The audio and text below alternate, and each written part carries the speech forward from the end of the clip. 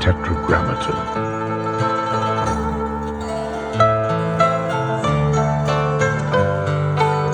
Tetragrammaton. Tetragrammaton.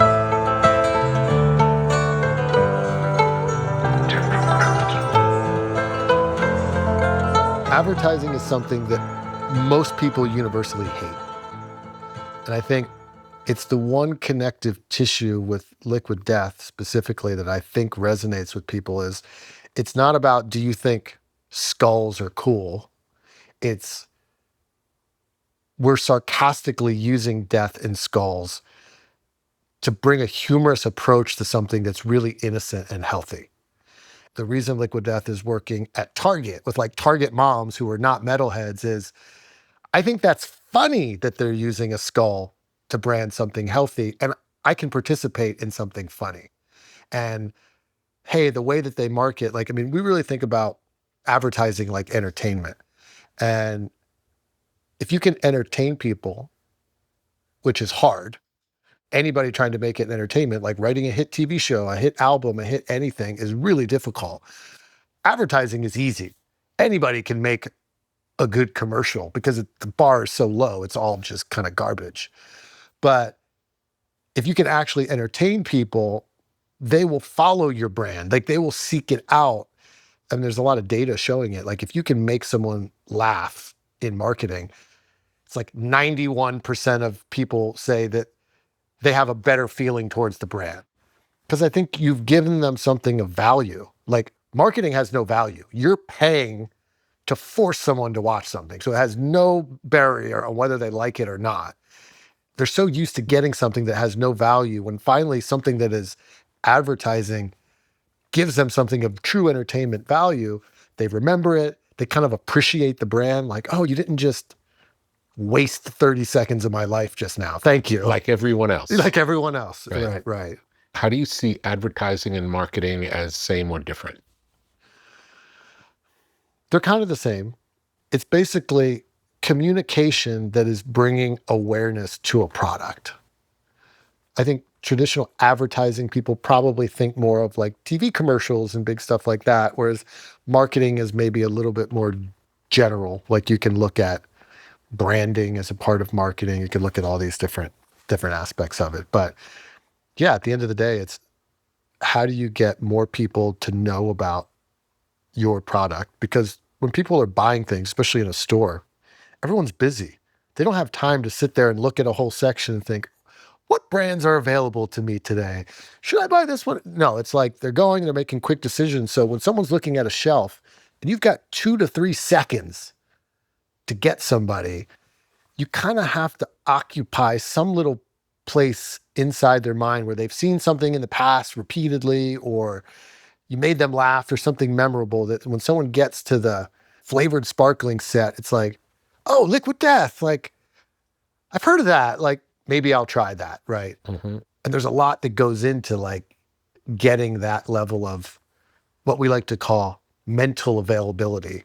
And mental availability means just by seeing the product, the person has a connection. I think of mental availability as in you are somewhere near the real consideration set when they want to buy this particular thing. Not everybody is in the mood to buy flavored sparkling water every time they go to the grocery store, for example. But for that one time when shopper A is like, hey, I want some flavored sparkling water today, that Liquid Death is at least maybe in one of the 5 brands that they know of, because you're going to be that much closer to actually getting them to a customer, where it's a lot harder where if they've never, ever heard of you before at all, getting them to then buy you over something else is really hard. So it's like understanding of the brand or an awareness. Awareness of it. Yeah, totally. Tell me about working at an advertising agency. What's that like? It was a fun job. It's funny, like when you start out playing in bands and you have tattoos and stuff, they're kind of like your natural career path is either musician or like creative, marketing, design, whatever that might be. So for me, it was, hey, this is a place where, You can wear a t-shirt and jeans to work and they don't really care what you look like and you can make decent money actually doing it. You're not just like an artist, where you're really trying to struggle and find what it is. But it's also, you're making corporate art. And it gets a lot of creative people that go into this, but it ends up just kind of killing your soul because you're just making corporate art. That was my reason for wanting to leave advertising, was just like, I had too much of a creative spark to want to make really interesting things. And it just wasn't happening with clients who just don't want to buy interesting things. They're just like, no, just, we're a frozen pizza company. Just get the shot of the cheese pool. That's all we need. We don't need anything creative. And I think I found myself, I've been working for agencies for maybe 4 or 5 years. And I'm just like, yeah, I'm making good money, but I kind of hate everything that I'm making every day. And the way I looked at it was, in advertising, the creativity is determined by the client. If they don't want something really cool, you're not going to make something really cool. So I'm like, rather than waiting around for the perfect client and the perfect person, why don't I just make my own thing? And I can control all the marketing for it. And no one can tell me what to do. And you can actually make a living doing that if you find like the right thing. Agencies were fun for a bit. They were ultimately a grind, just given the nature of it. The other thing that's interesting about agencies on the creative side, 95% of what you work on is never made. Like, you're thinking of all these cool ideas and you're putting them in presentations and you're showing them to clients, and like 98% of what you show never gets bought or produced or anything. They're all just like theory. And then once a year, like a client's like, okay, we want to make that one thing, and you get to make that one thing. So that was another thing. It was like you spend so much time working on stuff that never actually sees the light of day, which was always tough. Can you remember any campaigns you came up with that you were excited about that never saw the light of day? Yeah, and there was one that, it was one of the first campaigns I did for Liquid Death years later. Oh, great. Which was, there was a golf brand called Callaway, and they had this golf club called the Diablo, and it had like devil horns on it, and it was all black and sinister looking. And their competitor, TaylorMade, released the first white golf club, and it was outselling it. They were like trying to figure out, hey, what can we do to like really make a splash or whatever. And I had this idea. I'm like, let's run a magazine ad of this scary devil driver and say, if you sell your soul to Callaway, we'll give you a free golf club. And it's only like the first, 100 people that do it or whatever. And it was going to be like a real contract in the magazine. You would rip this thing out, sign it, mail it in, and you get your, these things were like $500 golf clubs. And my boss was like, I'm not even presenting this to the client. Yeah. This is too out there. Like, they'll never go for it. I'm like, but I think that's a great idea. So then in the early days of Liquid Death, we created this imaginary club called the Liquid Death Country Club. And the only way you could get in was to legally sell your soul to Liquid Death on our website via this legally binding contract. And I actually had a real lawyer. I'm like, how would you draft this? Let's just pretend here, like, you could legally sell your soul. How would you draft that contract really legitimately? And we ended up, cut to 6 months later, we've had like 100,000 people that sold us their soul, to join this club. So, can you think of any others?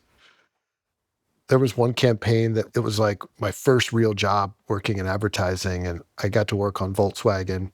They released this new car called the CC, and they had Dr. Phil as like a celebrity that they were maybe going to work with to make like a TV commercial with that was kind of funny.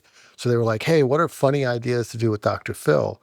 And I came up with this idea of, well, this car is so cool looking, and it's going to get so much attention when you drive it around, you might not emotionally be able to cope with it. So let's have Dr. Phil help you deal with all the attention you're going to be getting from driving this new Volkswagen. And the client loved it. And then we started, I'm like, oh my God, like, we're going to make this. And this is this campaign I came up with. And we're like in like the early stages of like production planning and all of that. And then all of a sudden this news thing came out that something about like Dr. Phil was caught cheating on his wife. So they like killed the whole campaign, and it like all went away. And it was like an early lesson for me of like how many moving parts there are Yeah. in this whole thing to get something actually made. And so much is out of your control. Like you could be a really, brilliant creative person, but there's so much other stuff that just can get in the way of something kind of becoming reality. Did you have the idea for Liquid Death before leaving advertising or no? I started working on it as like a side project Yeah. in advertising. I was working for a small agency in Chattanooga, Tennessee, and we started doing some of the first funny marketing for the organic industry. Because organic had always been like picturesque family farms and like family farmers and that kind of thing. And there was this company, Organic Valley, a big organic company, and they made the first organic protein shake. And they were like, we know we're talking to kind of muscle bound gym guys, and we know that's a different audience than our normal like organic butter and milk and that kind of thing. So we came up with this funny campaign called Save the Bros. So like all these jacked muscle guys, if they keep drinking all this chemical protein stuff, they might not be around very long. And then who's going to bring the beer pong table? And we're a 9-person agency. I think we were able to shoot this video for like 60 or 70 grand. We shot half of it in my apartment in Chattanooga. Right when we had the final edit and we showed it to the client, they made the mistake of showing it to their family farmers to see what they thought.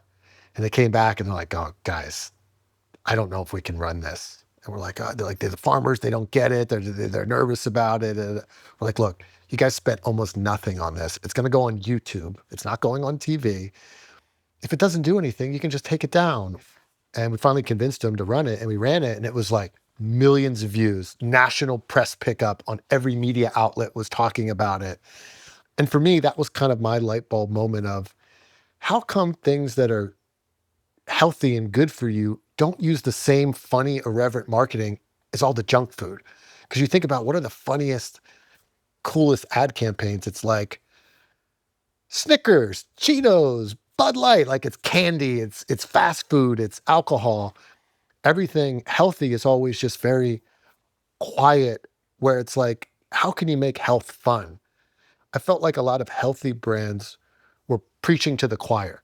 They're marketing to people who already are healthy. How can we use brand to get people who don't typically buy healthy things to maybe start a little bit because the brand identifies with them in some way, or like, oh, that's cool. Maybe I'll try that. So that's kind of how the seed of Liquid Death started. Was I started thinking about, okay, if I'm going to create my own product, let's do something healthy. And what's the healthiest thing you could possibly drink, which started off with is just water. We launched with water, then eventually we did flavored sparkling, then we did iced tea, and everything we did just kind of became more successful than the next. And I think that's where we are now of like, we're a healthy beverage company that just markets like a junk food company. And that's that's kind of what it is. How long was it between water and the next product? It was about 3 years. We started selling the first still water in cans January 2019. And then we launched the first flavored sparkling in January of 2022. Tell me about figuring out manufacturing. You've never done this before, right? Never done it. And surprisingly, for still water, manufacturing was way harder than I imagined. It turned out there is not a single manufacturer in North America at that time who could put non-carbonated mountain spring water in cans. Didn't exist. Why is that? Because with bottled water, you have to basically bottle or can it at the source. Because if you try to tanker truck water from a source a far distance to a bottler, the cost becomes so high, like it doesn't make any sense. So most of the water sources in North America that had manufacturing attached to them was all plastic bottles.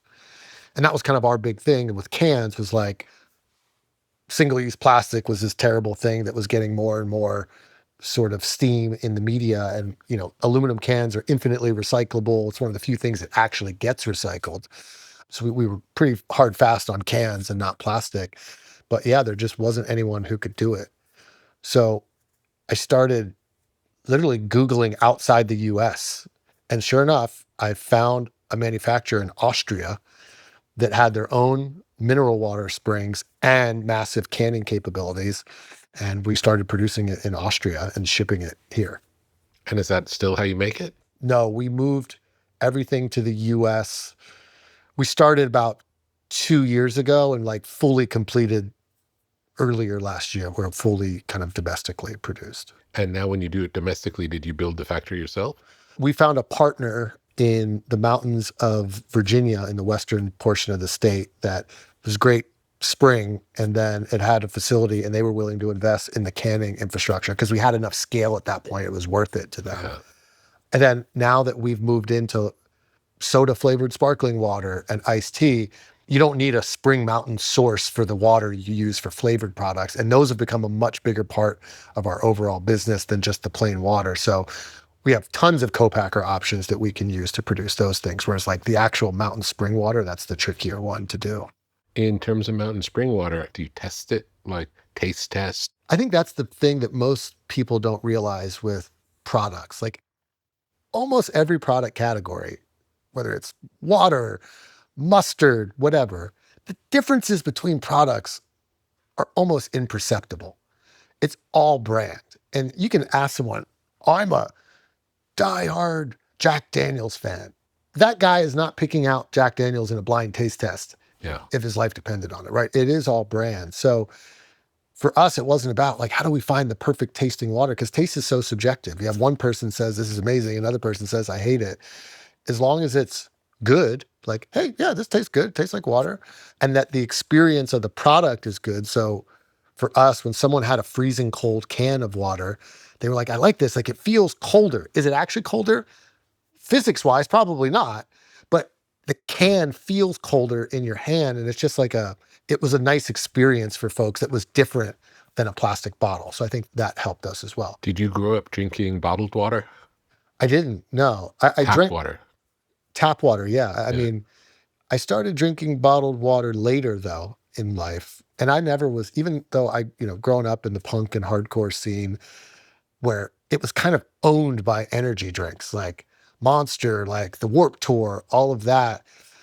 But even then, it was like my friends that were in bands, like they didn't drink that stuff. Like half of them were vegan. Like they cared about health. Some of them didn't even drink alcohol.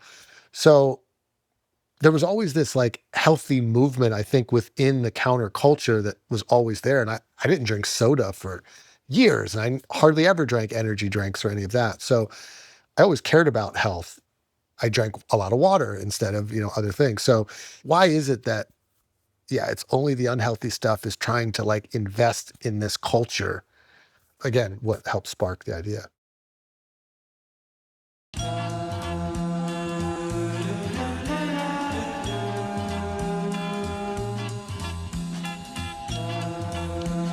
LMNT. Element Electrolytes. Have you ever felt dehydrated after an intense workout or a long day in the sun? Do you want to maximize your endurance and feel your best? Add Element Electrolytes to your daily routine. Perform better and sleep deeper. Improve your cognitive function. Experience an increase in steady energy with fewer headaches and fewer muscle cramps. Element Electrolytes. Drink it in the sauna. Refreshing flavors include grapefruit, citrus, watermelon, and chocolate salt. Formulated with the perfect balance of sodium, potassium, and magnesium to keep you hydrated and energized throughout the day. These minerals help conduct the electricity that powers your nervous system so you can perform at your very best. Element Electrolytes are sugar-free, keto-friendly, and great tasting. Minerals are the stuff of life. So visit drinklmnt.com/tetra and stay salty with Element Electrolytes. LMNT.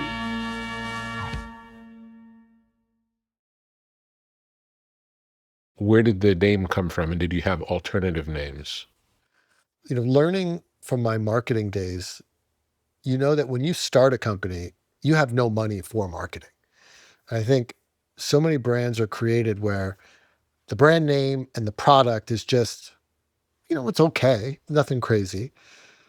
You get that going for a little bit. Then you have enough money. Then you pay an advertising agency to build this campaign around it to make your not very interesting thing all of a sudden very interesting or relevant. Hey, let's attach this celebrity to it. Let's do this crazy campaign where I knew that cost a lot of money and we weren't going to have time to do that. So we needed to bake the marketing into the product itself. Like, I need this can. When someone picks it off the shelf, it's so interesting that they're going to take their phone out, take a photo, share it for free to their 200 followers on Instagram or whatever and say, oh my God, have you seen this? And when you start using that as the bar for what the name needs to be or what the packaging needs to look like, you realize how hard it is to get someone to actually do something. Like, nobody is taking photos of beverages they drink and sharing them with their friends. Like, it's hard. It's going to be really interesting. So when we were going with that, what am I betting on? If this was on the shelf, someone has to pick it up. Did you already know it was going to be water at that point? Yeah, I did. Yeah. Did you know it was going to be in a can as opposed to plastic? Yeah. That was the two things from the beginning. It was going to be in a can, and a tall boy can specifically. Yeah, which is the same as like energy drinks. Yeah, or beer. Or beer. And that was kind of why we designed Liquid Death to look more like a beer. Yeah. Because it's like, we learned in marketing, if you want 16-year-olds to think something's cool, you actually market it to people in their 20s.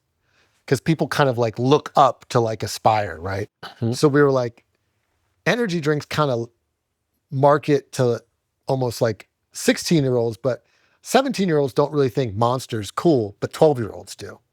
So we were like, how do we make something that seems like it's even older age demographic than energy? Oh, let's make it look like beer. Let's make water look like something that you're not even legally allowed to have.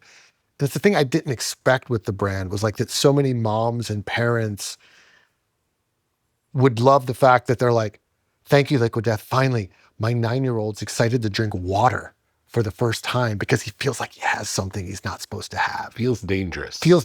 Yeah. And that was all kind of by design. How do we make something that's so good for you and safe and innocent feel dangerous? So it's water, it's going to be in a tall boy, and then you start coming up with names. Do you remember any of the alt names? There were some bad ones. Oh, sure. Yeah. I think one was Hell's Well. There was another one we called Southern Thunder, because the original sort of inspiration was craft beer specifically, because I thought craft beer had some of the most interesting creative branding. Like, there was like Skull Splitter IPA and like, all these cool things happening in craft beer. So that was kind of the original inspiration. So I was kind of making it feel like a craft beer. But then ultimately, when it came more about, hey, this is about being funny, we're not trying to really be badass. Like, you start thinking, what makes it funnier? And you just keep, it's actually funnier if we make it seem like this giant corporate beer brand, but it says Liquid Death on it. Like, you've seen punk rock drippy death. You've never seen like giant corporate beer death. Like, it creates this, like, we often joke about, it's like we almost pretend like Liquid Death is a character. Yeah. And it's like in this dystopian future where death metal is the biggest music genre on earth, is some of the biggest companies called Liquid Death. It's like, it's entertainment, and we're kind of building this funny narrative, and it all sort of fits together in this interesting way where, again, you're trying to show somebody something that they've never seen before. That's what we're always trying to do, whether it's a video, whether it's the packaging. And that is, I think, what inherently makes something interesting. And that's what we shoot for. Did you start promoting it before it existed? We did. Tell me about that. So when I first had the idea for Liquid Death, everybody told me it would never work. They always say that. They always say that. About everything. Yeah. It's never going to work. That's crazy. Retailers will never put it on the shelf. You're going to confuse people. They'll think it's beer. I was like, okay, I need to find a way to prove this out that doesn't cost much money. Because even at that time, it's like I had maybe a couple grand in my bank account. I was still paying student loans until deep in my 30s.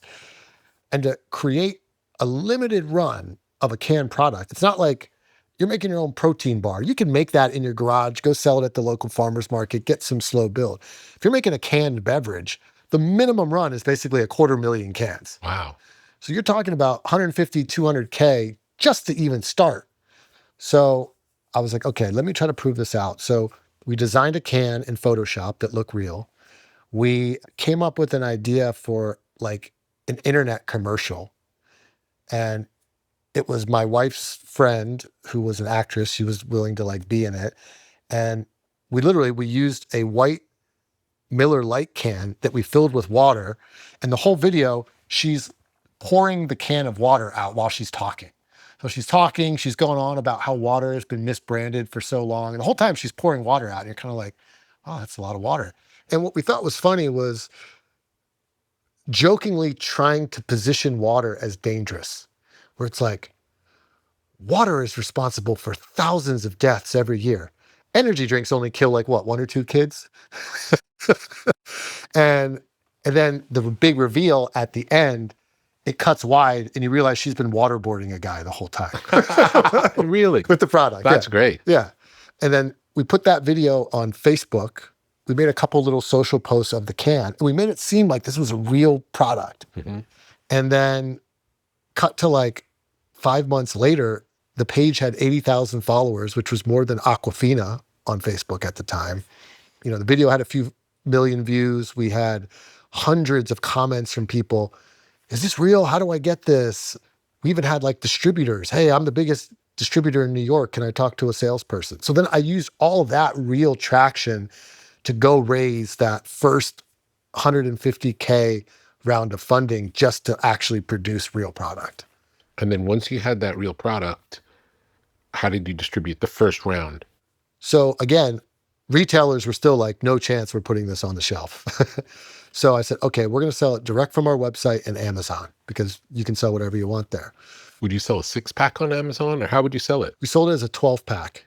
12-pack. And it took a lot of figuring out to know it costs a lot of money to ship something that heavy. Yeah. So I think at that time, Amazon was charging us just for shipping. Every 12-pack we shipped, Amazon charged us like $13. Wow. Yeah, it was a lot. And if you tried to go to a post office right now and ship a 12-pack of water, they'd probably charge you 20 plus bucks to ship it. Wow.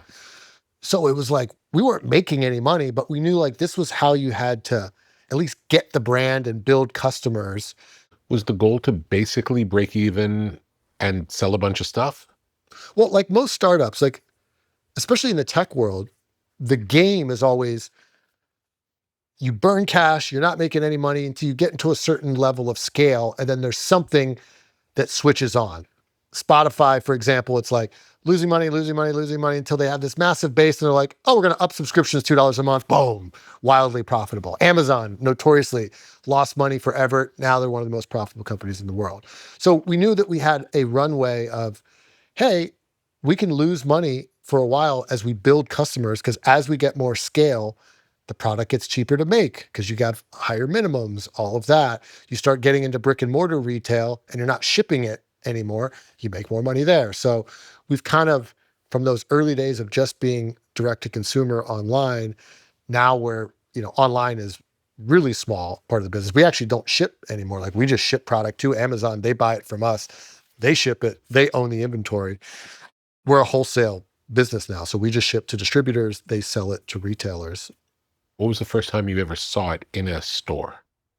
First real store to carry it. There were like a couple 7-Elevens in the very first year because 7-Eleven, they're all franchisee owned. Mm-hmm. And the average franchisee only owns like 2 stores. And they control what goes in their store. So you could literally just go to a 7-Eleven and if you can convince the guy to carry your product, like there's kind of a way that you can get it So in it's there. almost like a mom and pop. Kind of, yeah. There's stuff that happens at the corporate level where they got to get your product in the system. But there was a couple 7-Elevens that had it. But our first big retailer to carry it on a real scale was Whole Foods. That's interesting. And literally our load-in date was March 15th, 2020, right when the pandemic started. Yeah. Yeah. And how did Whole Foods decide to carry it? They were always big on the sustainability thing. And they liked our sustainability. Like we've always had this like death to plastic message that's on every can, and we donate a portion of the profits to help kill plastic pollution. You have loud, crazy stuff. You have do good stuff, but rarely do those two things kind of come together. And I think that's always been our interesting DNA. And I think Whole Foods saw that too. They're like, hey, we really care about sustainability, and look at our bottled water aisle. It's still all plastic in Whole Foods. So they're like, we were one of the first canned aluminum waters. Now there's a ton of them, but they liked the sustainability angle. And I think they were willing to, try a edgy brand in their store. And the other thing was, because we were already selling on Amazon and our website for a year, I mean, our first year in business, just on Amazon and our website, we did like 3 million in sales. Wow. So going into Whole Foods, we could sell them on the story. Hey guys, people are paying $20 a case on Amazon right now. In your stores, you can sell it for 15.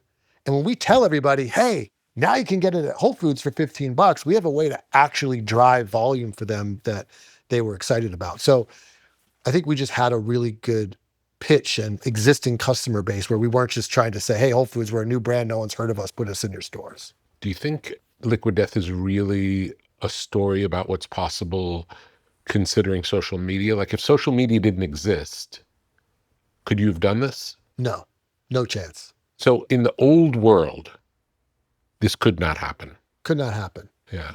Because the internet is both a blessing and a curse, but I think the blessing side of it is it has really democratized business. I mean, even like music. I mean, there are people who a label probably never would have given a chance, but they can put a video on YouTube and become, it lets the market decide the winners and losers. Whereas before, you had executives that decide. Gatekeepers. Yeah, gatekeepers who kind of decide what the market gets.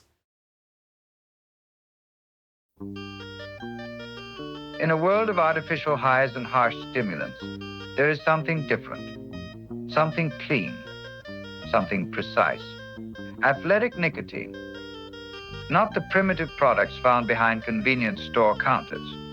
Not the aggressive buzz that leaves you jittery, but a careful calibration of clean energy and focused clarity. Athletic nicotine. The lowest dose tobacco-free nicotine available. Made entirely in the USA. No artificial sweetener, just pure, purposeful elevation. Athletic nicotine is a performance nootropic. Athletic nicotine is a tool for shifting mindsets. Athletic nicotine is a partner in pursuit of excellence. Slow release, low dose, gradual lift, sustained energy, soft landing, inspired results. Athletic nicotine, more focus, less static. Athletic nicotine, more clarity, less noise. Athletic nicotine, more accuracy, less anxiety. Athletic nicotine, from top athletes pushing their limits to artists pursuing their vision. Athletic nicotine offers the lift you've been looking for. Learn more at athleticnicotine.com/tetra and experience next level performance with Athletic Nicotine. Warning, this product contains nicotine. Nicotine is an addictive chemical. What did you watch on TV growing up? I watched a lot of Married with Children. I still think that show is so funny and could never exist today. My dad was a really funny guy. So everything in our house was about humor. Brothers and sisters? One younger brother. We watched a lot of funny stuff, like not a lot of serious stuff growing up.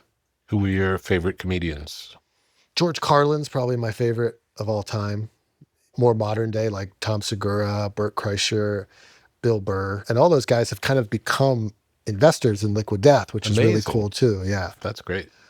It's cool because not only can they be ambassadors for the brand, but it's like, we're cool enough where it's like, hey, we're trying to think of a funny flavor name for cherry. Do you have any ideas? Yeah. It's like you can actually kind of have them contribute the humor of the brand in light ways that's not taking too much of their time, and that's cool too. Tell me about the power of humor. Humor, one, is really hard. And I think it gives us this competitive advantage where giant companies like Coke or Pepsi, like with the way the bureaucracy is there, it's almost not possible to generate real humor. Everything's going through layers of approvals. Like it can't live that way. And humor by its nature is edgy. Yeah. And I feel like with everything that was happening culturally over the last couple of years, I think there was a lot of good intention for some of like the woke kind of thing, but then I think it just got out of hand where it was like there was a period where almost like comedy was dead. It's like you're not allowed to make fun of things anymore. And I thought that was really weird. And I think the world needs to be able to make fun of stuff always. It's a reason why I think comedy is it's so much of a infinite genre, because all comedy really is making fun of whatever's happening at the moment. And even in the future, if there's cyborg robots that own us, we'll make fun of those robots that own us, right? Yeah. And there will be a way to make people laugh by making fun of sort of what's happening. So I think for us, it's like we could continue to make people laugh forever because there's always going to be stuff to make fun of. So I think there's a power in just the genre as something that has legs versus, I don't know, will action sports always be a thing that's popular? I don't know. And how early in the process did you realize comedy was a big part of it? From the onset, the name was not about to try to be actually badass. It was, we want to be sarcastic. It's almost like I was making fun of the extreme marketing that was all kind of BS. Like there's no reason that just because something has caffeine in it, that it's extreme. It's like my grandmother drank English breakfast tea that had the same ingredients as Monster Energy, you know, but it's all just marketing. Once you realize that marketing is all kind of theater, it's easy to make fun of it and to kind of like expose the bullshittiness of it. You know, it's like what happens when you try to position water as extreme, it becomes funny and it kind of makes light of anybody trying to position anything as extreme. Is kind of crazy. Can you go too far? Yes. I think any comedy is about taste. Even talking with Tom Segura, for him, comedy is such a game of fine tuning. He's like, you can change one word and something goes from not being funny to funny. Or you change one little thing is sometimes all you need. So with us, it's a little different because we are a product. It has to be sold in Walmart. It has to be sold in Target. And they have their gatekeepers who are very risk averse. So people are like, oh, Liquid Death is so edgy. I'm like, yes, if you compare it to like traditional marketing that people hate, but if you compare it to legitimate entertainment, look at the #1 comedy special on Netflix that bajillions of people watch. We are tame compared to the jokes in that. Or the #1 horror movie, we don't show anything remotely as graphic as that, but these are still things generating hundreds of millions of dollars and massive mainstream appeal. But because we are a product, if we go too far and a Walmart executive says, that's too far, we're taking you off the shelf, there's no more brand. So you kind of have to, like, for us, it is a tricky thing of we're always trying to toe that line between we want it to be legitimately entertaining, but we also need to be somewhat mindful of our business partners that we're not pissing them off Have too you much. ever had any pushback from any of the business partners? Little things, like we did this campaign where we got one of the biggest adult film stars to deliver a completely innocent message about sustainability. And we made sure, like, she's wearing full dress, there's no skin, nothing. She's just like, hi, I'm Cherie DeVille. And even though I'm into getting my bleep, one thing I'm not into, single-use plastic. And she goes to this whole funny thing, and we ended the spot with, don't F the planet. And there's data behind this. If you look at the data, there are more people that visit porn sites than any other thing on the internet, including probably the executives that work at these places, right? So if you're actually trying to reach a large audience, statistically, that is the way to do it. So you're thinking about it like, okay, you want to deliver an important sustainability message. Well, here's someone with a probably larger audience than most celebrities and for a fraction of the cost, because you were just so excited to do something that wasn't adult film. Like, oh, I get to do like a normal commercial where there's not, like, yes, I'll do this for free. So we did this thing. It did extremely well, like millions of views, like people loved it. But one of our grocery retailer chains had one pastor complain to the corporate office about the video, and it became a whole thing. And I had to write a letter saying that we won't use adult film stars in our marketing anymore, and that, yeah, like these retail executives, like they're so risk averse that one complaint from somebody can create a board meeting Wow. for executives. And it's, it's a tricky thing to navigate. Tell me about data. First of all, is data always helpful or no? It's a thing we always talk about. Data can be completely reckless if you're not using it the right way. Like anybody can find a way to use data to make something seem like the right thing. It's more about how do you extract truth from data? And it's not easy to do. You've got to find like, okay, well, how are you parsing the data? Like, where's it coming from? Like, what are you really looking at?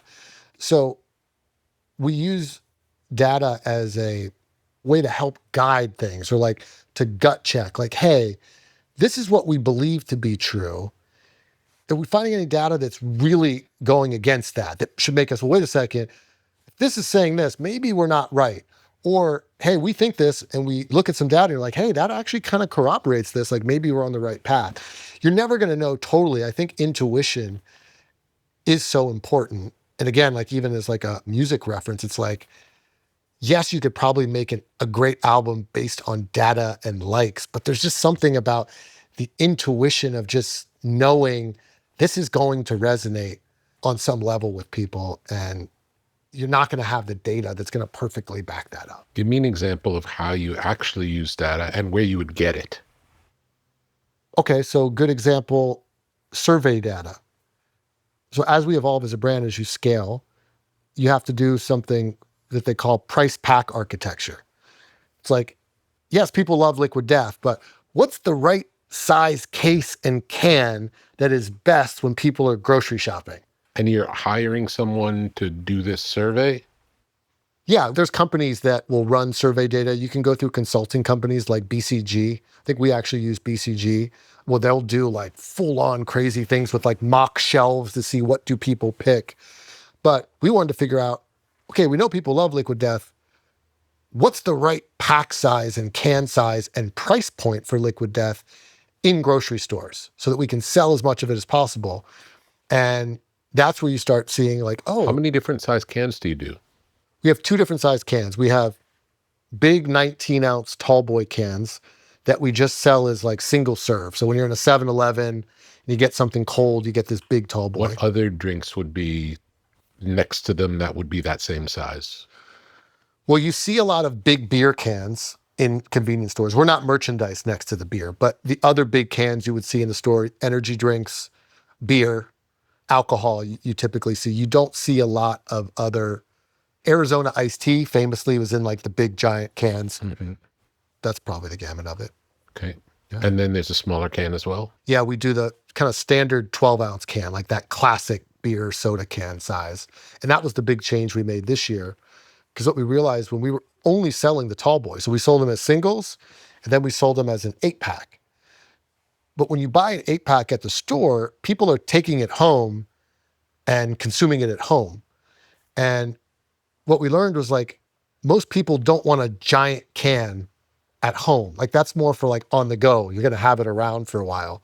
So yeah, there was good data to show, hey, when people faced with the decision, more of them wanted to purchase more small cans for home than less big cans.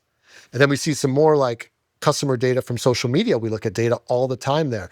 People commenting, hey, these big cans, my kid only drinks half of them and I end up pouring them out. When are you guys going to make a smaller can? Like it's too big, it's too much. We use all that stuff to kind of inform, hey, we're going to make a big decision. Where do we go? Tell me more about comments. What other stuff comes from comments that ends up being useful?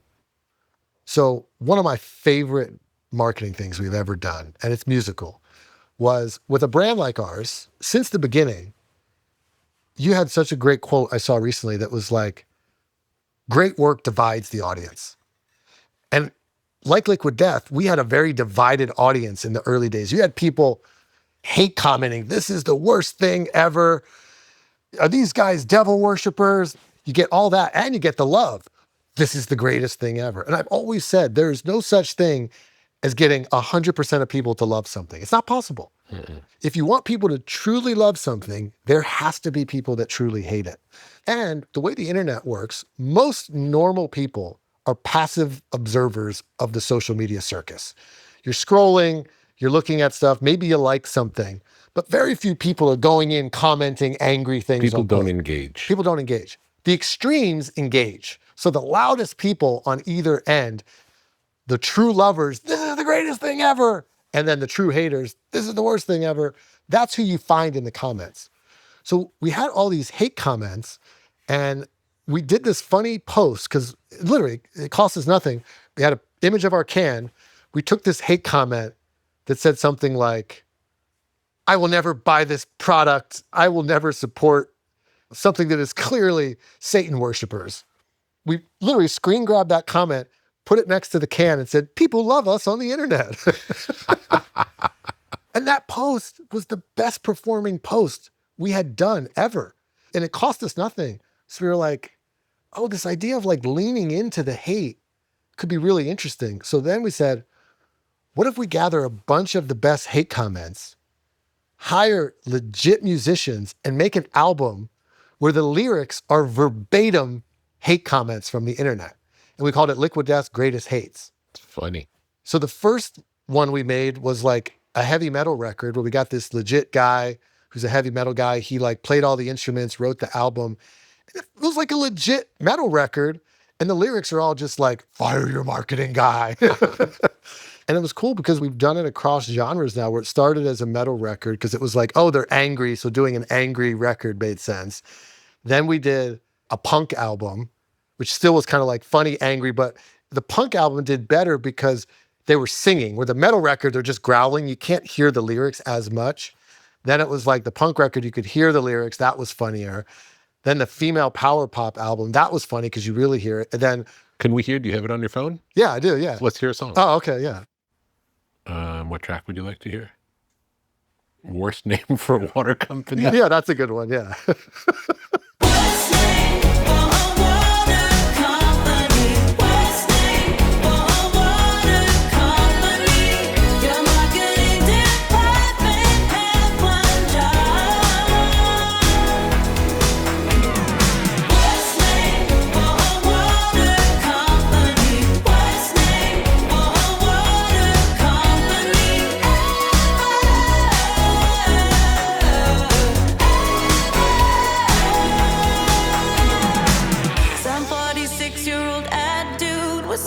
Tattoos, probably spent 15 years of his professional career to come up with this idea. Worst name for a water company. Worst name for a water company. Your marketing department had one job. Really funny. Yeah, yeah. And the idea of just taking the bad comments and making something beautiful out of it. Yeah, exactly. Yeah. So much of today's life happens on the web. Squarespace is your home base for building your dream presence in an online world. Designing a website is easy, using one of Squarespace's best-in-class templates. With the built-in style kit, you can change fonts, imagery, margins, and menus, so your design will be perfectly tailored to your needs. Discover unbreakable creativity with Fluid Engine, a highly intuitive drag-and-drop editor. No coding or technical experience is required. Understand your site's performance with in-depth website analytics tools. Squarespace has everything you need to succeed online. Create a blog, monetize a newsletter, make a marketing portfolio, launch an online store. The Squarespace app helps you run your business from anywhere. Track inventory and connect with customers while you're on the go. Whether you're just starting out or already managing a successful brand, Squarespace makes it easy to create and customize a beautiful website. Visit squarespace.com/Tetra and get started today.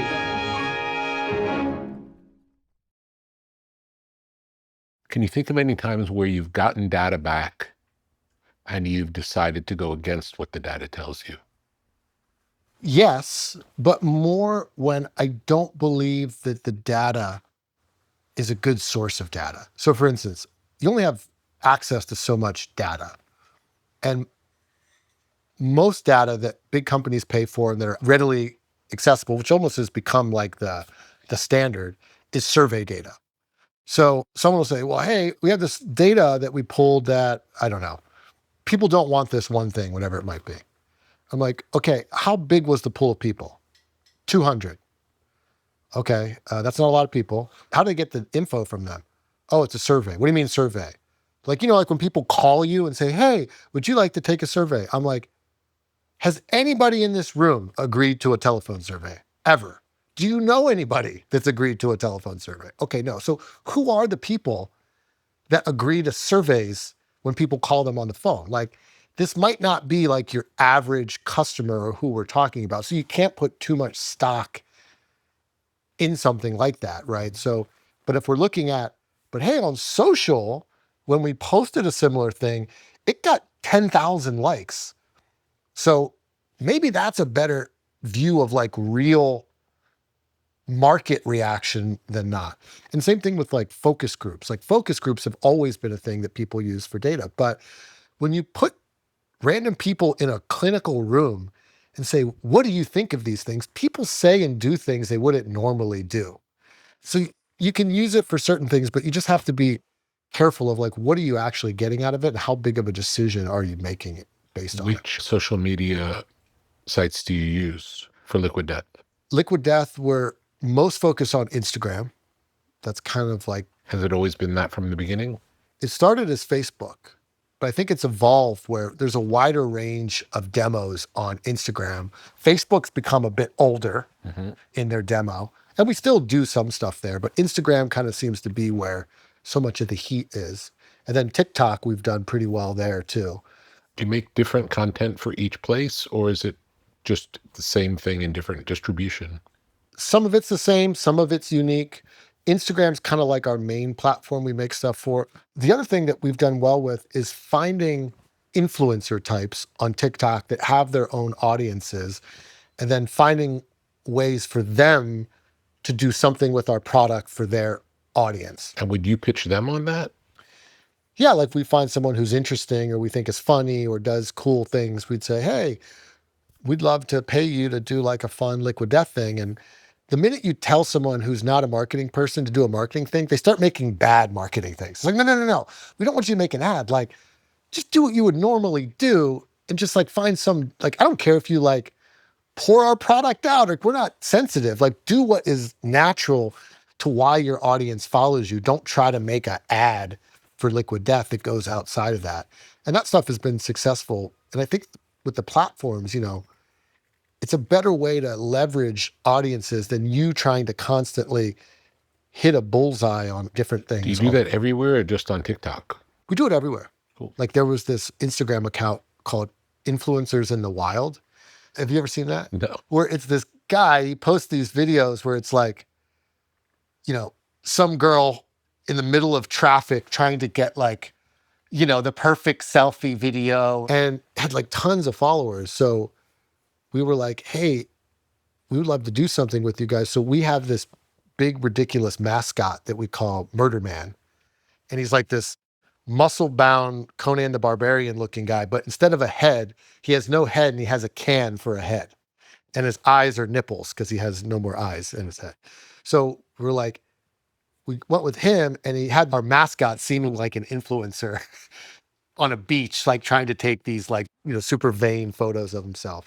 And then that did really well, like to that audience. So yeah, you just find ways to insert Liquid Death into the culture in a way that feels natural and not forced. And that, again, it's always funny and people appreciate it. It doesn't feel like, oh, clearly this guy's just getting paid to say, this is the drink that I drink and you should drink it too, Do you have a whole team of people who focus on that?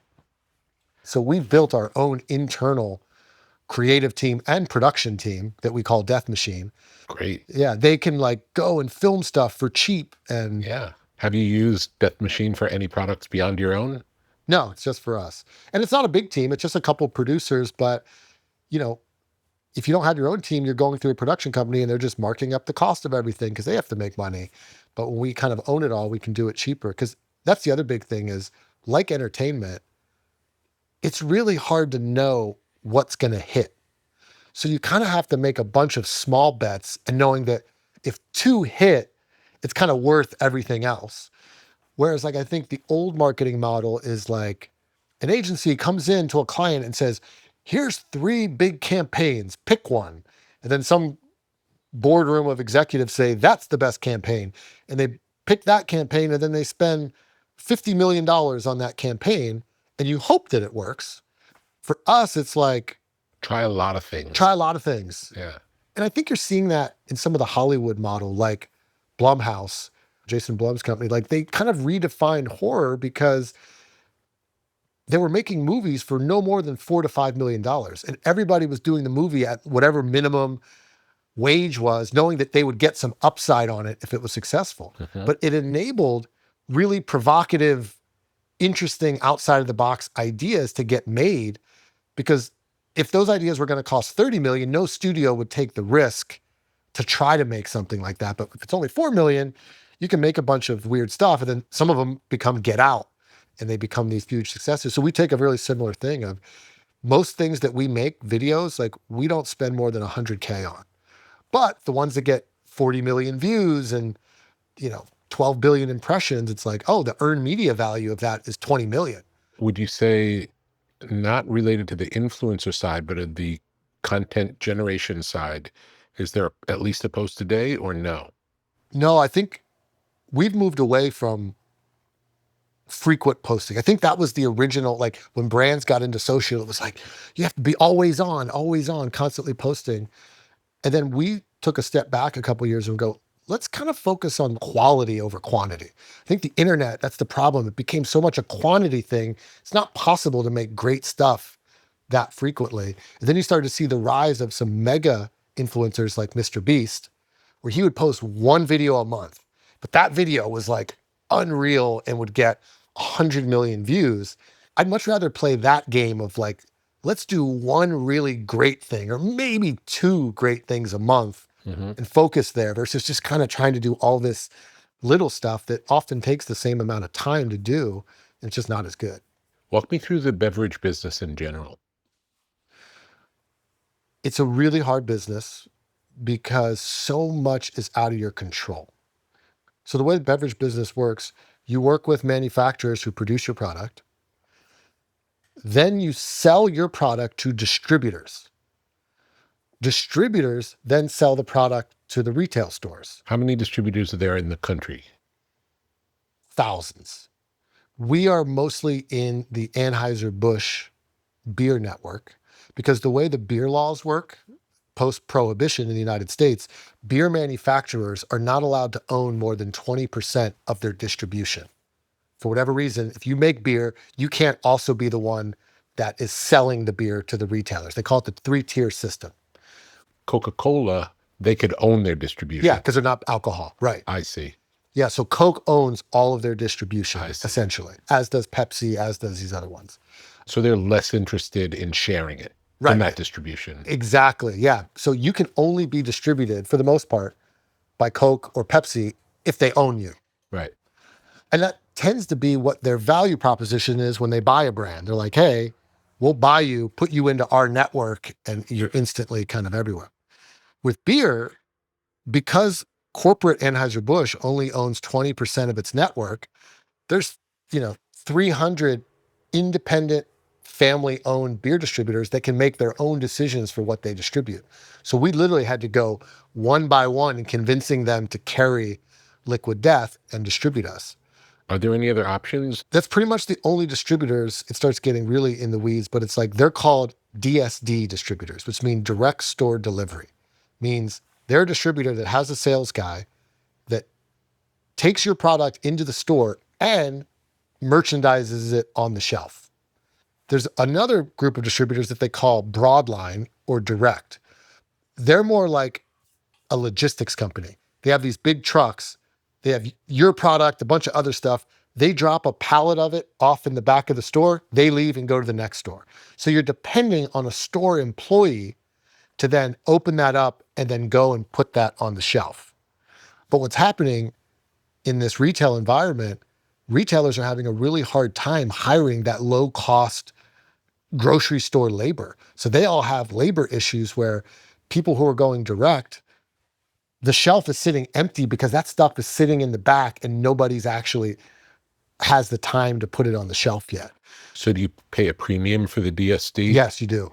They need real margins where you make more money going through the direct way, but then you have to hire your own people to go into the store and make sure that the shelves are stocked. So the direct guys really only go, for the most part, to the big stores. Like all those mom and pop little bodegas, like they're not really going there. So you kind of need the DSD guys to. Are there any places that you want to get your drinks into but can't?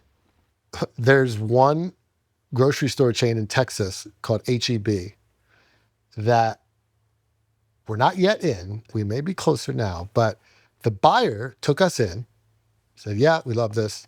And then we were in the store. They built some big displays, like our team built some big displays in the store.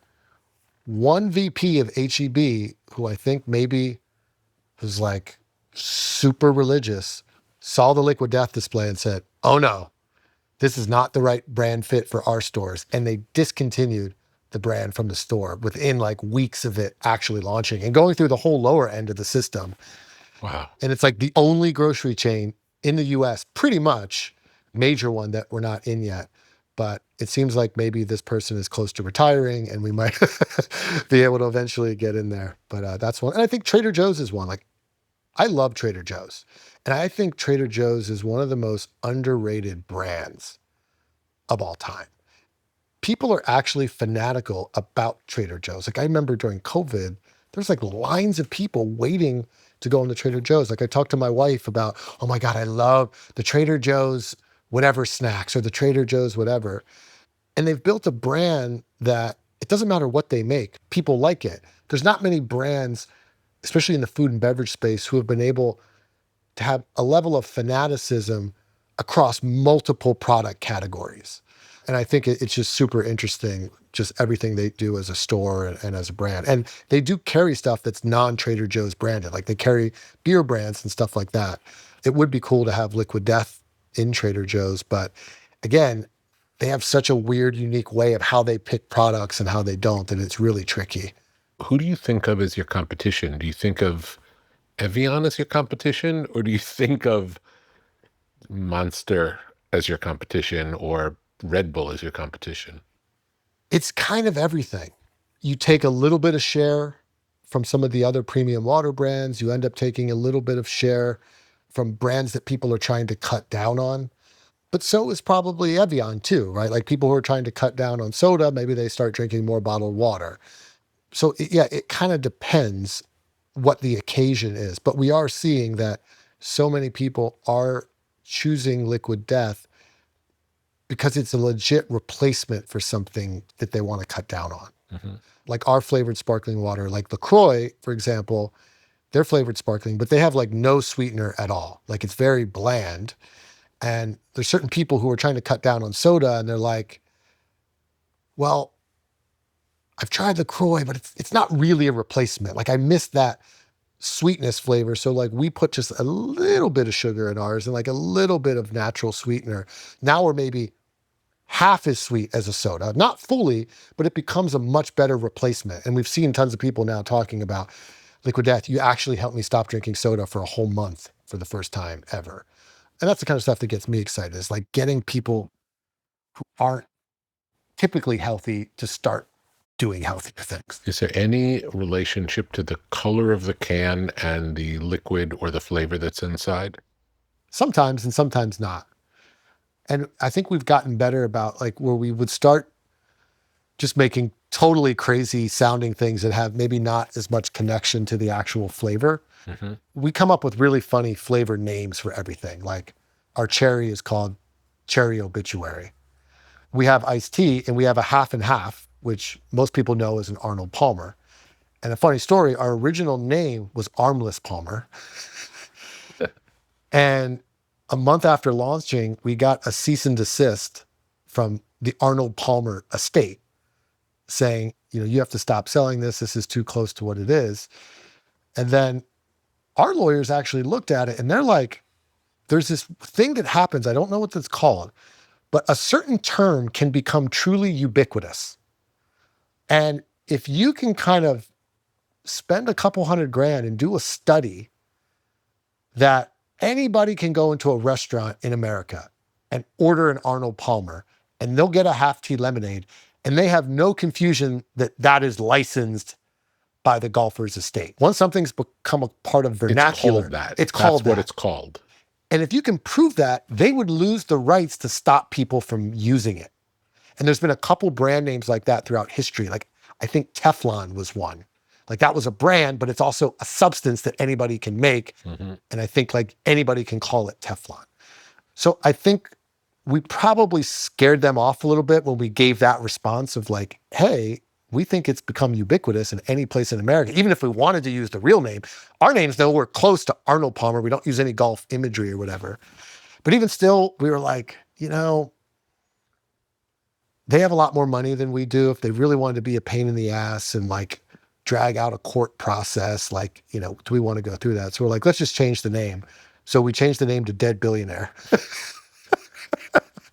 And we posted the cease and desist on social media and told everybody the story. National media attention, everybody loves it. And now it's like our top selling flavor. So again, like when you can find a way to like turn problems into positive things, like it can work really well. Is it only a domestic brand or are you global? Especially if you look at our social media following, we have a fairly international following on social. We did a little bit of selling in like the UK and Australia. It's just kind of like a dip our toe in the water. And people were responding to the brand really well. Because one of the reasons we were testing Europe is because we had Austria as a producer. So we're like, hey, we're already producing there. We can just ship some over there and test it out. But once we fully moved the supply chain to the US and we stopped working with our Austrian co-packer, it's like, okay, well, if we want to continue this, we're going to have to start shipping over the ocean back there. Or can you just go back to Austria and do the European stuff there? The problem is you lose all your scale.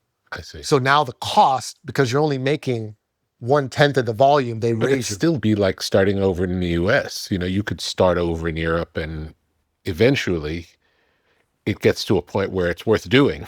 Totally, but it just costs a lot of money. Yeah. You have to raise capital. You have to be willing to burn cash to do that. So we kind of decided, hey, we have so much to focus on in the US. We're still small.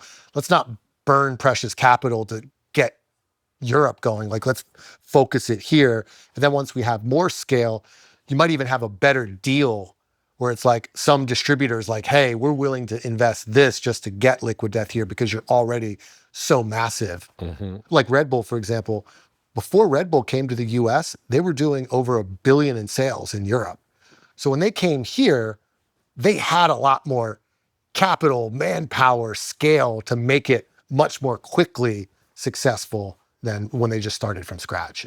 Do you picture growing beyond beverages, or is it a beverage company? I think it's a beverage company.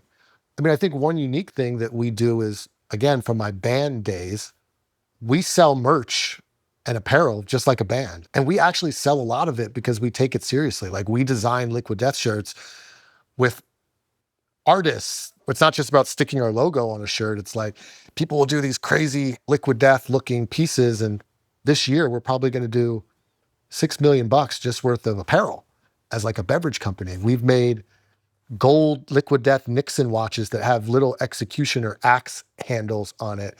And we sell out of those. So, like a true quote unquote lifestyle brand, if you're a brand that people feel like represents something like a band, they will wear it around.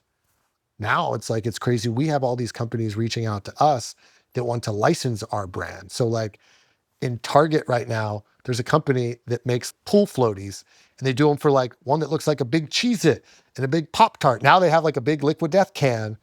And it's like, They just license our brand and then they sell them, they get it on the shelf, they deal with all the hassle. And for us, we're not trying to be a merch company, we're a beverage company. That's just free marketing and awareness inside the store in a different part of the store just because we're there.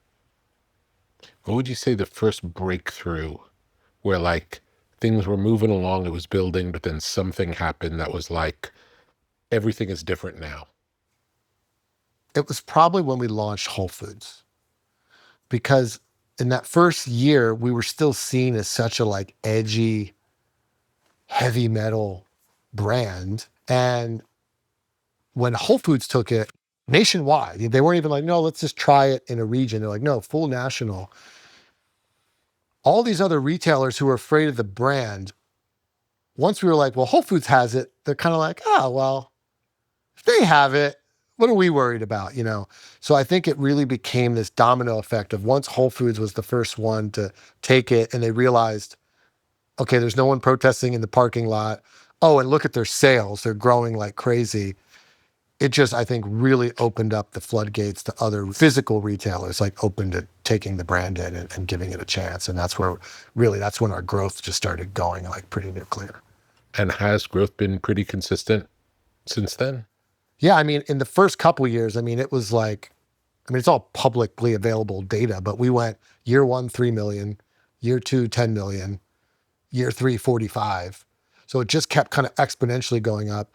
Now we're getting to those levels of scale where even like 50% growth is pretty insane for a company our scale.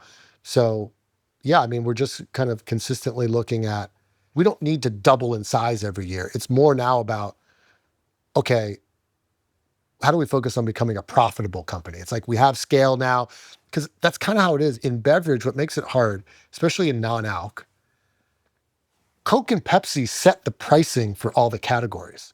So if you want to be a water brand, let's say Coke is pricing Dasani at $1.49. You can't come in and charge $8 just because that's what your supply chain dictates you to make profit.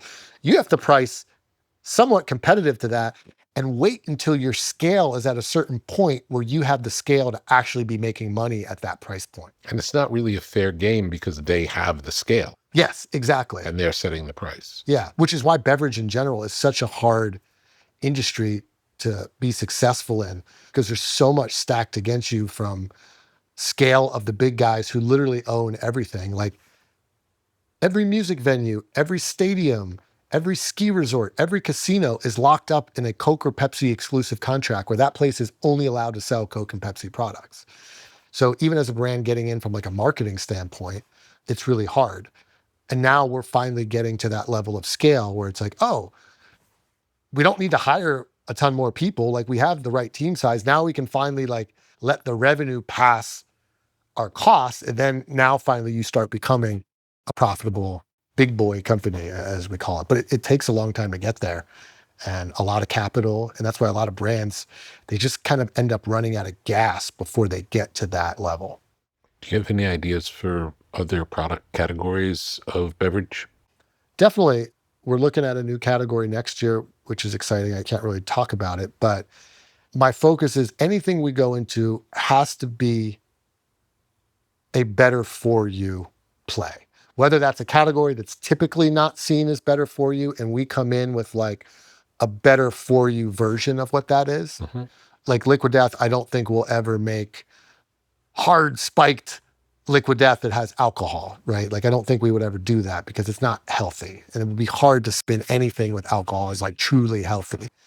But I think there are things in the world of like caffeine, like you could do something healthy. It doesn't have to be some of these energy drinks now, like it's like 300, 400 milligrams of caffeine. Like it's gotten kind of crazy where Red Bull is the conservative one now, you know? So we're looking at all kinds of different things and trying to find like, hey, is there a category that needs a better option for something? Or is there a category that is really healthy and there's just no interesting brands in it? And we can go and be the one interesting brand in this healthy category and bring it to more people or put our marketing sort of firepower behind it.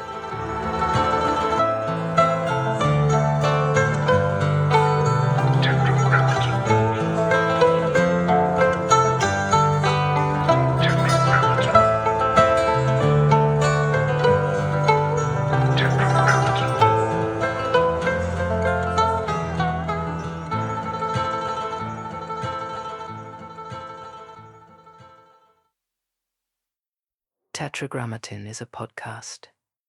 Tetragrammaton is a website.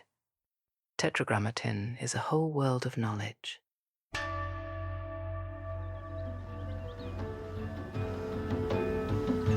What may fall within the sphere of Tetragrammaton? Counterculture? Tetragrammaton. Sacred geometry? Tetragrammaton. The avant-garde? Tetragrammaton. Generative art? Tetragrammaton. The tarot? Tetragrammaton. Out-of-print music? Tetragrammaton. Biodynamics? Tetragrammaton. Graphic design? Tetragrammaton. Mythology and magic? Tetragrammaton. Obscure film? Tetragrammaton. Beach culture? Tetragrammaton. Esoteric lectures? Tetragrammaton. Off-the-grid living? Tetragrammaton. Alt spirituality? Tetragrammaton. The canon of fine objects? Tetragrammaton. Muscle cars? Tetragrammaton. Ancient wisdom for a new age. Upon entering, experience the artwork of the day. Take a breath and see where you are drawn. Tetragrammaton.com